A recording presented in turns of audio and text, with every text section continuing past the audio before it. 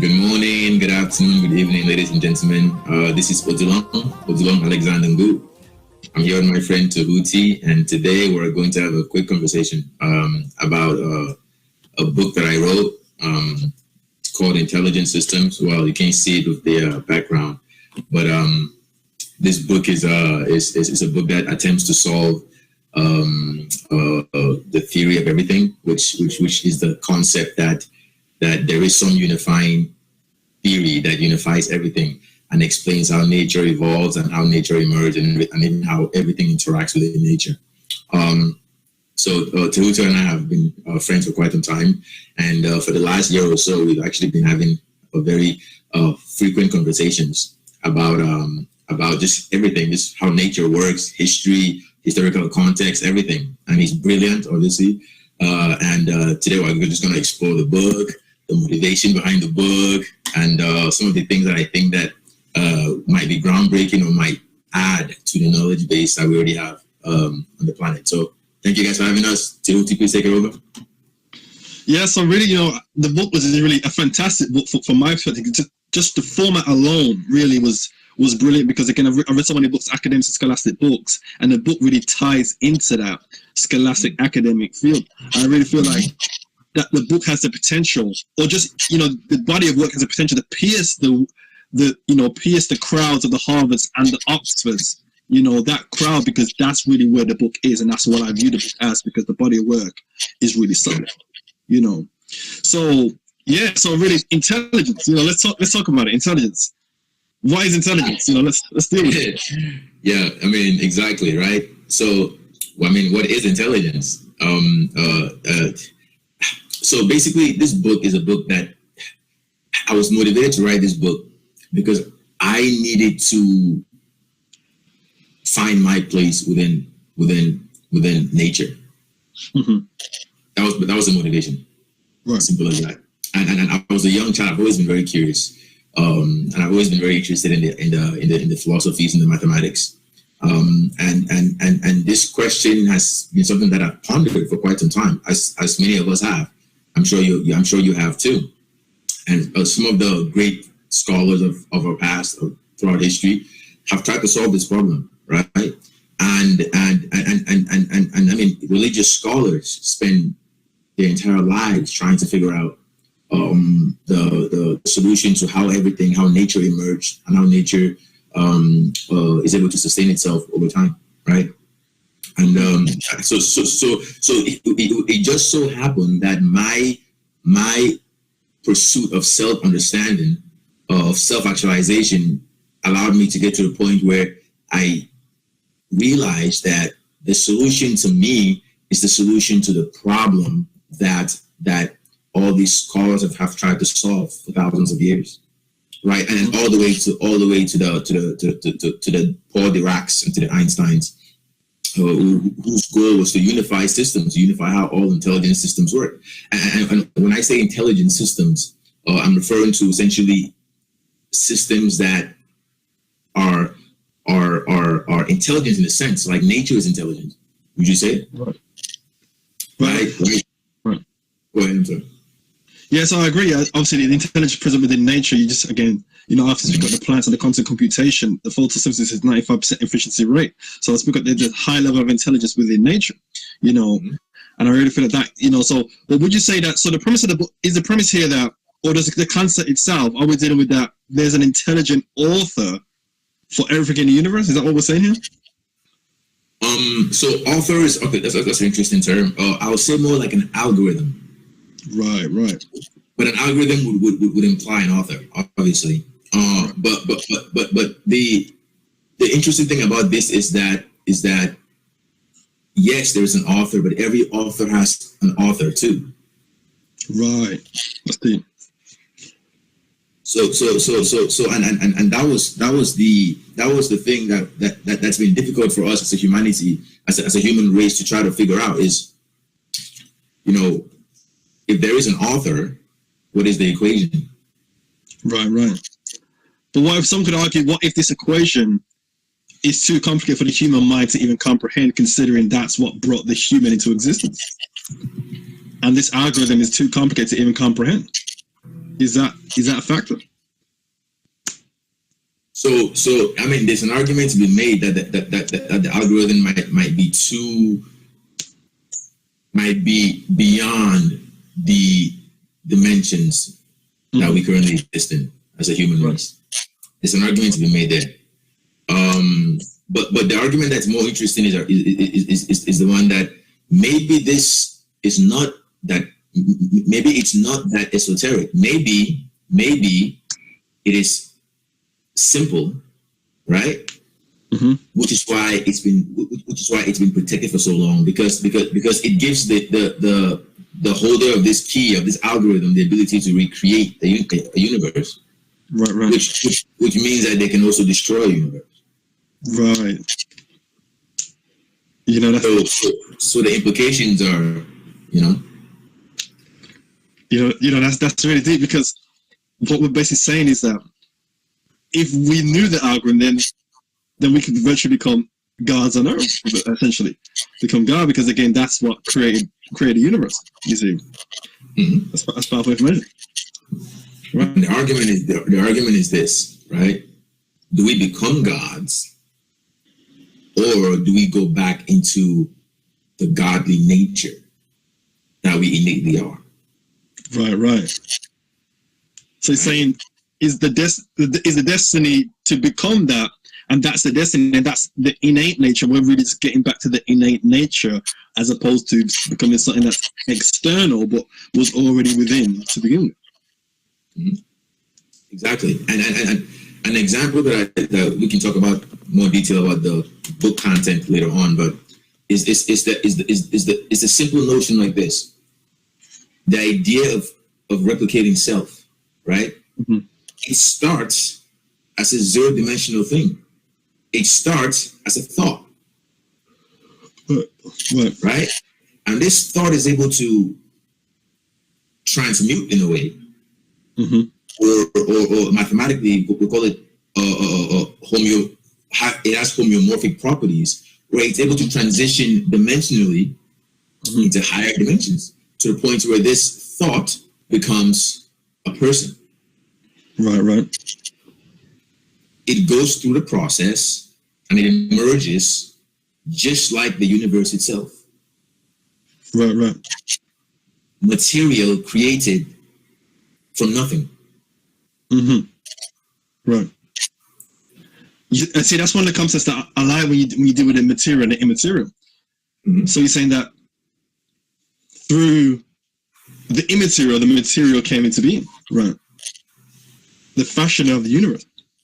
Exactly. And I just in this book, I describe intelligence to be infinitely finite. Mm-hmm. Right? And the finite nature of intelligence is the discrete nature of intelligence. Right. And that's what we're talking about. We're talking about the discrete nature of intelligence. Because we can model the discrete nature of intelligence, but we could not yet model the continuous, infinite mm-hmm. aspect of this intelligence. It's interesting you would say that, infinitely finite. So could you expand more on that for the people that may not be familiar with the term and the concept? I'm sure, I think I've read somewhere that Einstein said the universe was infinitely finite. So could you expand on that and really elaborate for the people? So infinitely finite is essentially, so I guess we can start with Gödel's incompleteness theorems, mm-hmm. where he talks about the fact that essentially all of the knowledge systems that we have are inherently incomplete. Right. None of those knowledge systems are ever going to completely model nature. Mm-hmm. Because they're discretized representations of this infinite intelligence. Right? So when we say infinitely finite, we're saying that there is a duality to intelligence. Mm-hmm. This dichotomy that goes through all intelligent systems that gives them the properties of discreteness and continuousness and continuity. And this is the representation of an infinitely finite system. So when we talk about nature, when you say that the infinity is manifested in the physical realm, is that even possible, or is the physical realm itself just really a piece or a strand of this? And when you did with string theory itself, we're talking about there's infinite, many different universes, many different possibilities, but this, can it even manifest down here? So is that even possible? It's a great question. It's a great question. So I think they coexist. Mm-hmm. So the discrete nature of intelligence it coexists with the infinite nature of intelligence. Because remember, if you talk about uncertainty principle, there's an infinite possibilities of possibilities. Mm-hmm. But at that moment, that's just a possibility that's discrete. That's what exists, depending on what dimension you exist in and how you perceive it. That's what exists at that moment. It's just, it coexists with the infinite aspect of intelligence. Right. So, would you say the human's goal then is to become infinite? What are we meant to tap into the infinity? Like, what is the goal here? So the question is the goal of the human to become infinite again?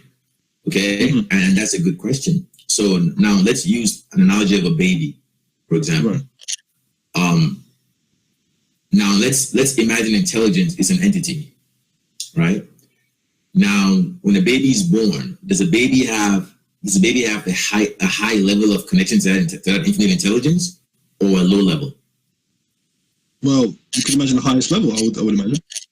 Okay, but the baby was just born. The baby came from 0 dimensions. It came from idea, then it went into 3 dimensions, right? Mm-hmm. So would you say that the idea had the highest density of information than the actual discretized baby? Right. Because the baby is just a discretized strand, like you said, of that infinite intelligence that existed within that sperm. Right. So are we saying that sperm has the infinite intelligence, or is it many, and that's why there's so many sperm that needs to be released? So essentially, the premise of this is that every single system is governed by that algorithm. Right. That governs all systems at the fundamental level. Right. That's what we're saying. So what we're saying is an underlying algorithm that governs all systems, and if we only knew that algorithm, then we can manipulate all systems? Exactly. And we can optimize all systems to 100% efficiency, which essentially means replicating self. Right. But, okay, so now with the concept of efficiency, is the human 100% efficient? So efficiency also comes with its own sort of baggage. Efficiency for what?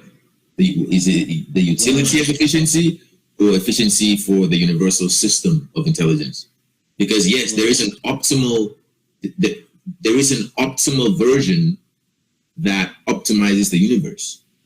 Right. But if you're talking about utilizing human, then that's a different conversation about the efficiency of the human being utilized for something else.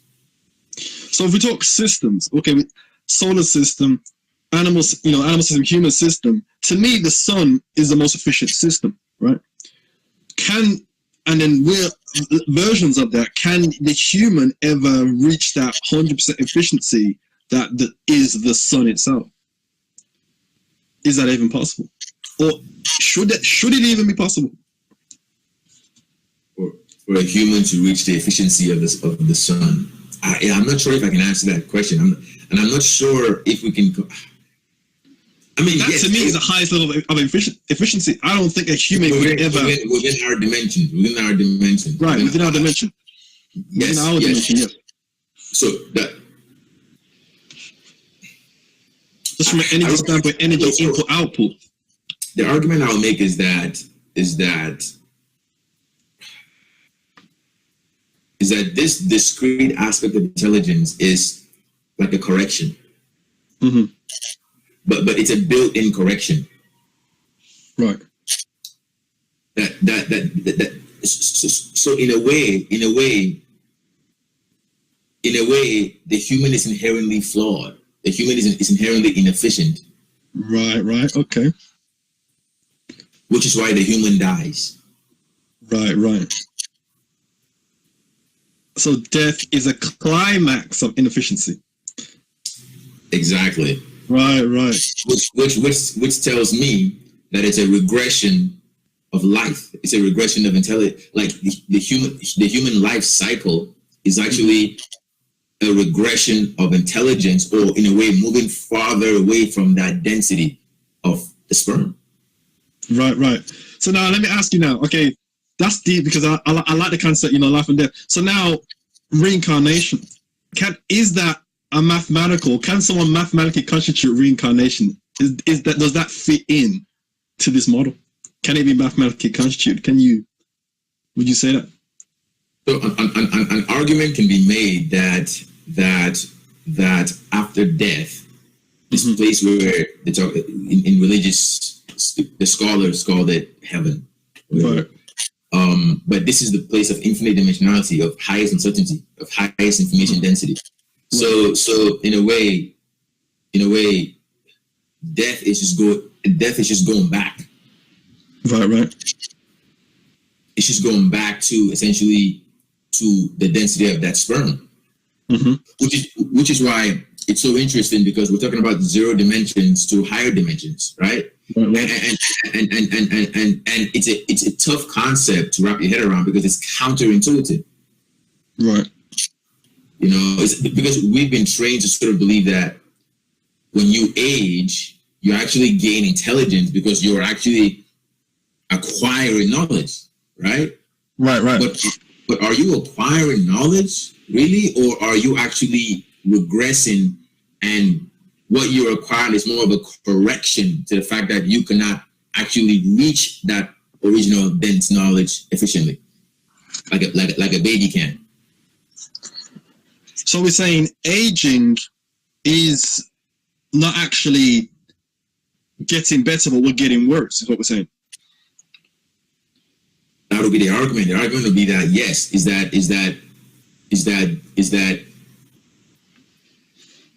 our civilization in a way has been regressing in intelligence. Right. So the more discretized our knowledge systems get, which is why we have all these different schools of thought, all these concentrations, mathematics, physics, chemistry. The more it becomes discretized, then it's actually a signifier of our regression from the original dense knowledge. Because if you go backwards, right, historically, there's less and less concentrations. Right. But so now back to what I was saying in the original point. Now the concept of reincarnation is then you die and then you come back to restart the cycle again. But so when you talk about death is the climax of inefficiency, and that dying, that's basically what an inefficient system does. It dies, whereas a 100% efficient system like the sun, there's a continuation. So does reincarnation fall into that? And as an inefficient system tries to become efficient, so it constantly comes back in the cycle and reincarnate. Would you say that fits in? So I mean, there's an argument to be made there, but from a mathematical perspective, I haven't really explored reincarnation from a mathematical perspective. I haven't explored that. I mean, I'm going to think about it more, but I definitely, there's definitely what do you call it? Like just like there is emergence from nothingness, the opposite happens, where there is a dissolution when things dissolve into nothingness. Right. The same way it came from nothingness is going to go to nothingness. Right. So to me, that's the full cycle. Right. So if the cycle repeats itself, I can't really speak on that until I think about it more. But That's the full cycle of life, and that duality actually is mathematically represented by the notion of the equality sign. Right. Okay. There you go. I wanted to tap into that. All right. Yeah. So again, now I know you touch on that now, and obviously the equal sign now. What is your whole perspective on that? You touch on it being essentially incomplete. Can you elaborate more on that? What is your perspective of the equal sign? Yes. I think the equal sign is the philosophical representation of finite intelligence, or what I explore in the book, known as spherical intelligence, or spherical dimensions. Right. And I can go deep into the mathematics of it, but Poincaré proved already, and other mathematicians already proved, that at the fundamental level, all systems are unit stairs. Right. Right? Go ahead. So when we're dealing with the equal sign, from my perspective, it's that's equal. It's that's the result almost. Exactly. So 2 + 2 is 4. That's the result. So, but that's the result as far as how does that tie in then? If we're saying if that's the result of this mathematical problem, this is now the result. So to me, isn't that completing the system?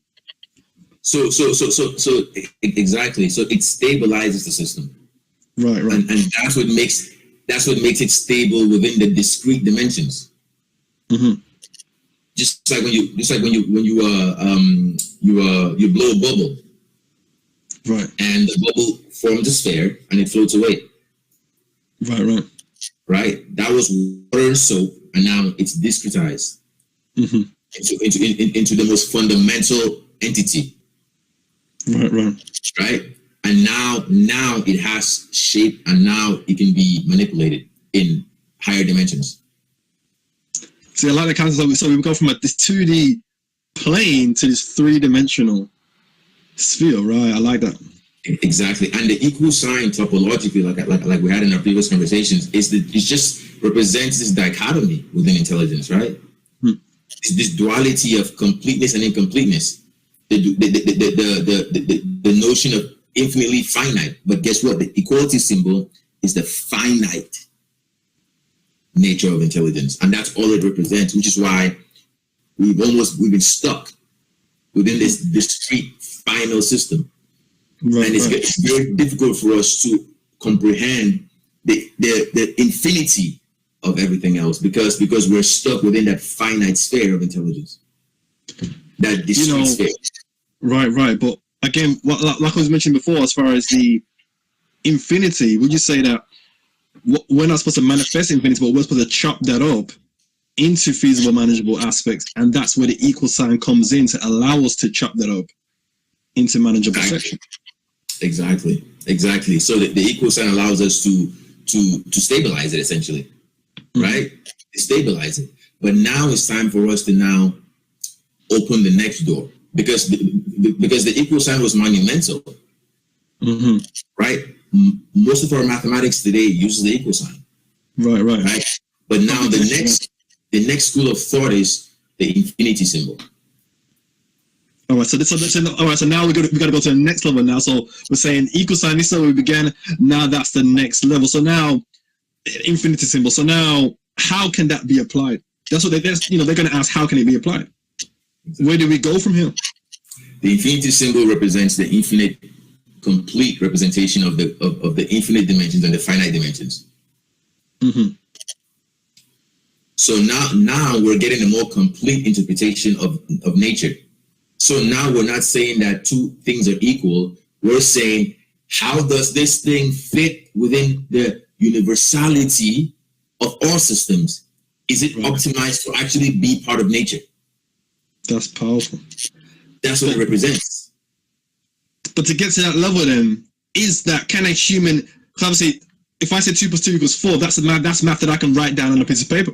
When we get to a level where we're writing infinity now in our equations, is that math that I can just on a piece of paper or do computers need to be involved now, because that level of math now is beyond us?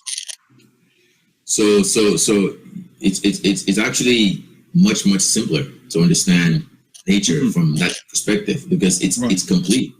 So the issue with reduction and discretization, well, it's not an issue, but it's incomplete, is that it dilutes over time. Right. It becomes it thins out, and that's why discrete systems die. Mm-hmm. That's why we die. Right. We thin out. Mm-hmm. We stray away. We evolve farther and farther away from that original density. Right. So, and that's why the systems that we use today are inherently inefficient. Right. We build cars that you have to refuel. Right. Our bodies need food to sustain themselves. But if we live in infinite dimensions, we don't need that. Everything is self-replicating. Everything is infinite. Right. So are we saying in the module then, would you say that this reality, or this third dimensional reality, is built upon inefficiency? Is that what we're saying? 100%. That's powerful. That is powerful.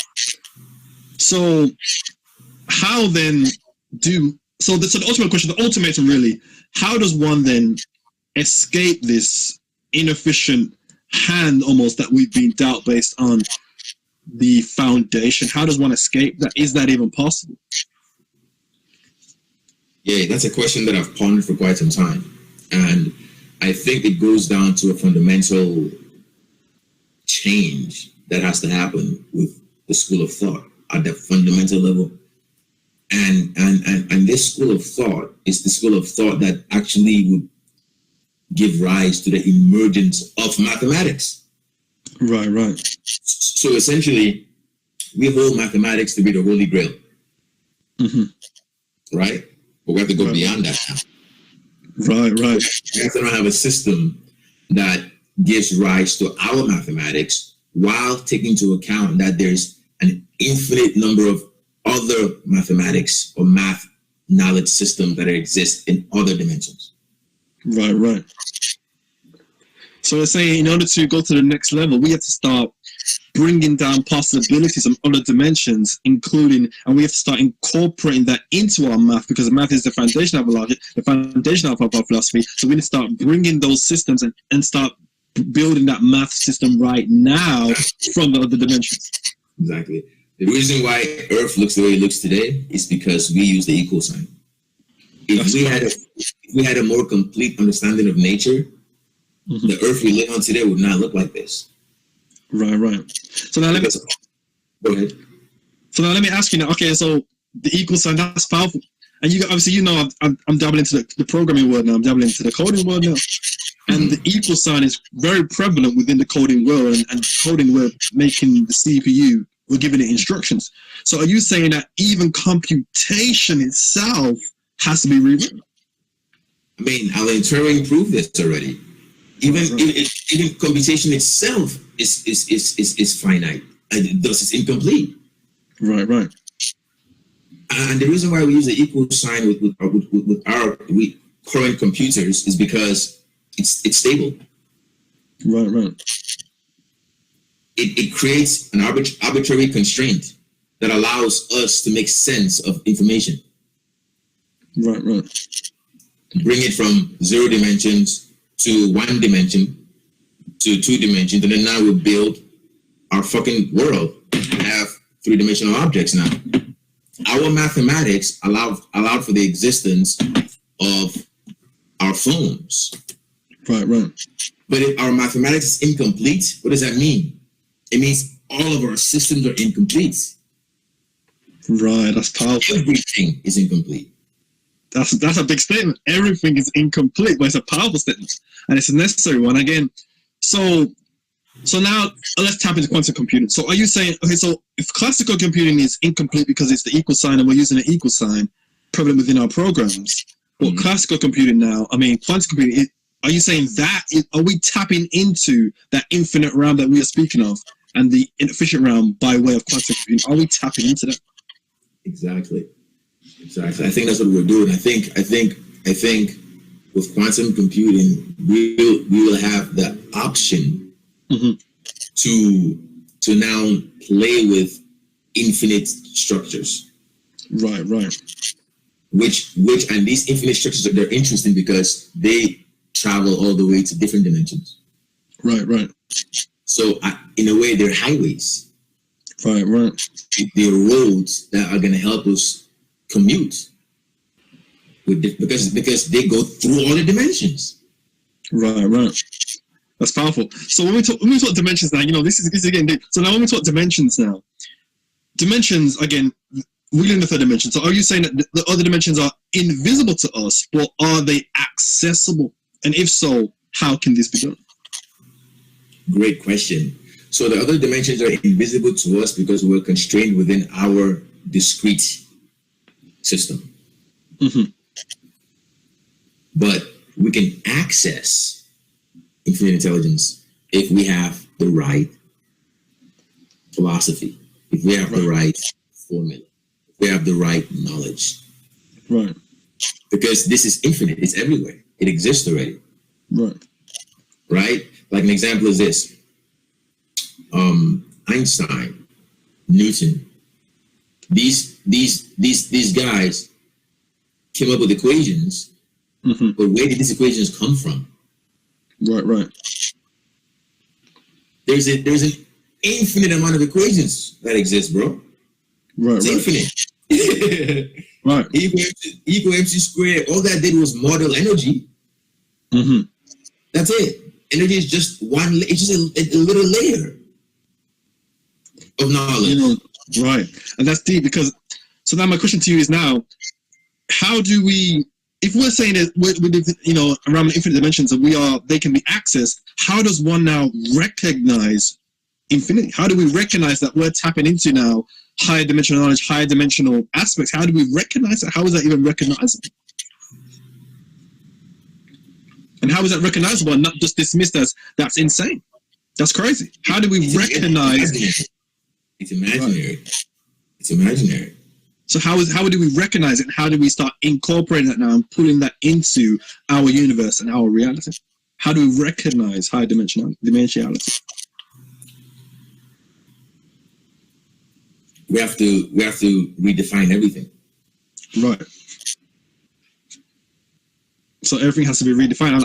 I like that again, because that's right. That's powerful. But what you're saying is it first must begin with the mathematics, and the equal sign essentially needs to be replaced even. Or can it coexist with your system, or does it completely need to be just taken out? And that's a great question that you just asked. So like I said, there's nothing inherently wrong with the equality sign, the equality symbol. It's just incomplete. Right. Because there are times when it does make sense to zoom in. Right. But if we're going to build the foundation of our civilization, we're not going to build that with an incomplete equation. Right. That foundation is not strong enough, and it's designed to collapse. Death. Right. And I have a hypothesis that's why civilizations collapse. Right. Come on. Let's deal with it. Right. Seriously, that's why they collapse. They have the wrong equation. They have the wrong philosophy. Right.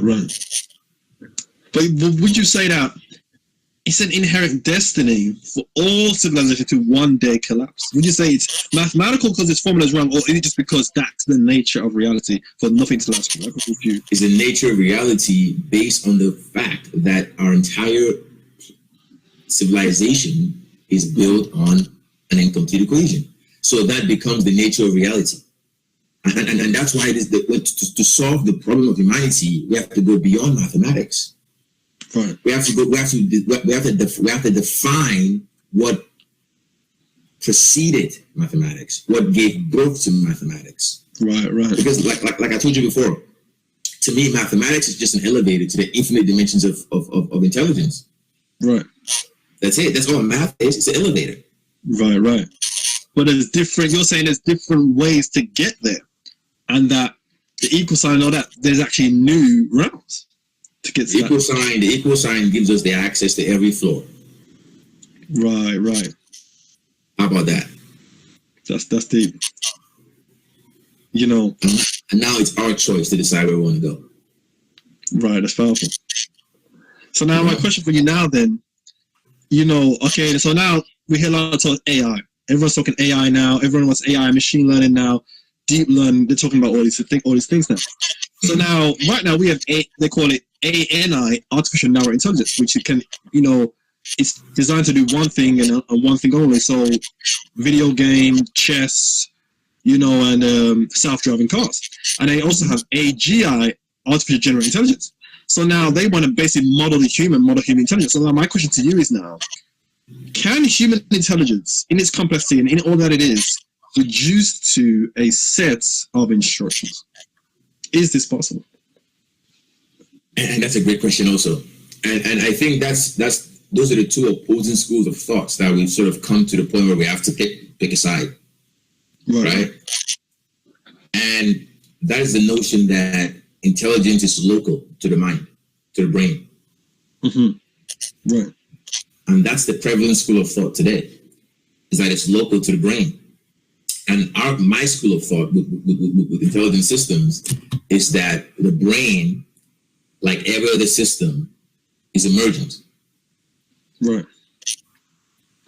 But what did it emerge from? And what is it tethered to? Right. That allows it to still have this connection, even though this connection is fleeting, even though you lose connection over time, the rope, the tether gets longer. Right. It's still connected to that infinite intelligence. How do we do that? How do we define that? So what we're saying then, it's not that intelligence or consciousness, biological consciousness, or we say intelligence is local to the brain, but we're saying it existed before, and that the brain is really the intermediary between that, but it's not the author. Exactly. Right. Exactly. Right. It's not the author. That's a great way to put it. It's not the author.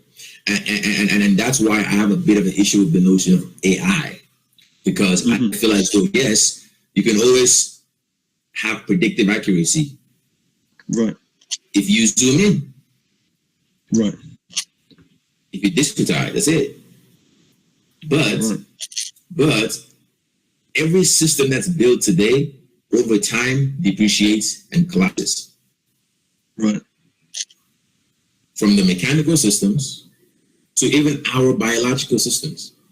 Right. They inherently die. Right. And that's the reason. Right. You know, so that's interesting. So again, from my perspective, I don't think, because if that's the notion that we can just quantify human intelligence as a mere set of instructions, I have to say that what made Einstein do what he did, and Einstein's brain was running, was just a different set of instructions. So I don't think it's possible. I don't think they can actually, because a God doesn't create another God. A God creates something lesser than itself, a human, which within itself is godly, but a human. A God doesn't create another God, so how can we then create another human? As far as the intelligent aspect, AI intelligence. There's a gradient. There's a gradient of intelligence, and the notion of AGI is more interesting to me, because AGI basically is trying to replicate the universe. Right. And to me, that's what's more interesting, because I just see the current AI systems to be like calculators. That's it. They're just calculators. Right? But can they replicate the universe? Can you rebuild the universe in a quantum computer? Right. With that model. Right. With humans in there, with whatever dimensions in there, whatever you want to describe. Can you do that? And if you cannot do that, then it's not intelligence. Right. But see, that would, even from the standpoint of how AI or how quantum systems come about, that's actually impossible, because the energy, they're talking about decoherence. So the issue that they're having, they can only have a few hundred qubits in superposition because of the decoherence. So the amount of energy you need to require to even stabilize. So they're saying it's the wiring bottleneck. It's one wire per qubit, right? Mm-hmm. So in order to even have an AI system that can even model the whole universe, the energy that we could produce down here can't even build the system. We can't even build it. There's not enough energy that we can produce down here that can produce that system.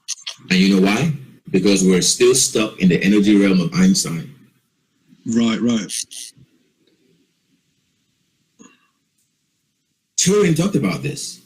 Incomputability. There is a threshold. Right. If we're dealing with intelligence at a fundamental level, then we're dealing with this thing that comes before energy. Right. We're stuck within the energy realm, so we cannot self-replicate within the energy realm. That's why they say the so-called God or whatever exists beyond the 3 dimensions. Right. He's all seeing because he literally can replicate it. Right? Or whatever he or she, whatever you want to call this entity, right? But to me, this entity is not it's a philosophy. It exists before mathematics. Right. And then math is what we use to understand that entity. Right. Because math is the elevator to it. Right. And right now we're on some floor, but we don't know how to get to the highest floor. Right. Just the elevator can't do it. So what we're so the premise of what we're saying here is this isn't the end. There's more here, and the gateway is through math, but the gateway is understanding that the system we have is incomplete with the equal signs. Something else needs to come forth in order to go to the next level. Exactly. At the fundamental level, the equal sign is incomplete, which we prove in this book, geometrically, topologically. And for us to open the next door for civilization, right, to go to the next level, we have to go beyond the equal sign. That's powerful. We have to unify everything. That's powerful, but what if that's too much? What if that's too much for this current timeline right now to go beyond the equal sign? Because the equal sign is so prevalent within all things, what if that's just too much right now? What if? What's the span, what's the year span where that would become feasible? Where we can go beyond the equal sign? As soon as we have computation strong enough to deal with really, really, really large entities like the E's and the I's and the Pi's. Right. Once we can play with those,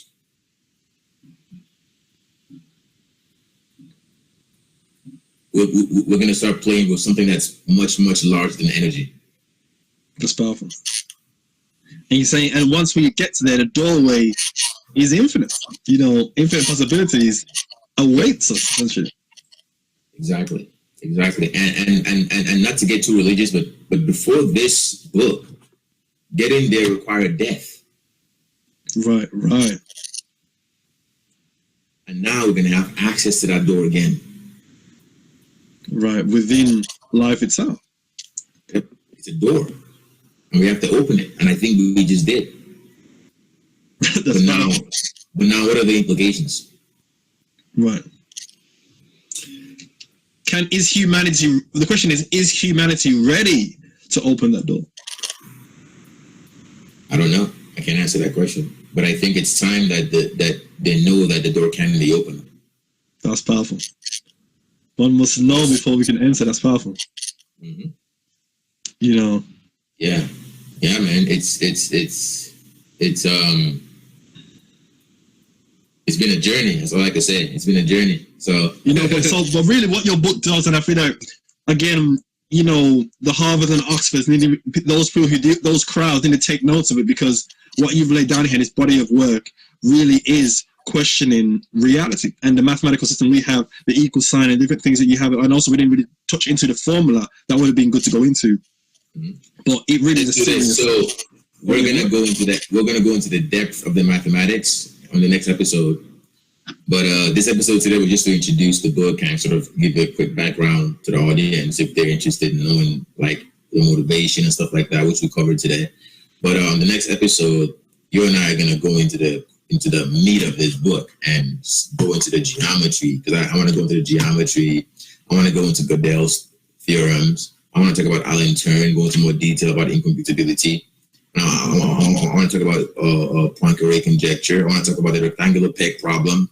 I want to talk about Grigori-Perelman, and the square peg problem. I want to go into the meat of this, and we don't want to overwhelm the audience too soon. So we're going to take it bit by bit, but rest assured that we're going to definitely explore this book a lot deeper. And there's just so much to explore. There's so much, and this brother right here really has a lot to offer, man. And really, the academic world needs to take note now. This next up and coming brother right here, because it's powerful information, and really, I enjoyed it, man. And it was great. Thank you. Thank you. And I have to say thank you to you too, man, because you're working on your book, and I'm also inspired, and I cannot wait to get your book. And I definitely think that we're going to be collaborating on a few books in the future, because I feel like I think it's our duty to those who know must teach. So I think it's our duty to help others if they want to be helped, to sort of understand or get a perspective that they're not familiar with about nature and how systems work in general. So I'm very excited for the future, and I think it's going to be fun. Yeah, so that's powerful. So yeah. Hope you guys enjoyed the video. Hope you took some good information. All right, people. Thanks for watching. Thanks for watching. Yo, yeah, we can keep talking, but you can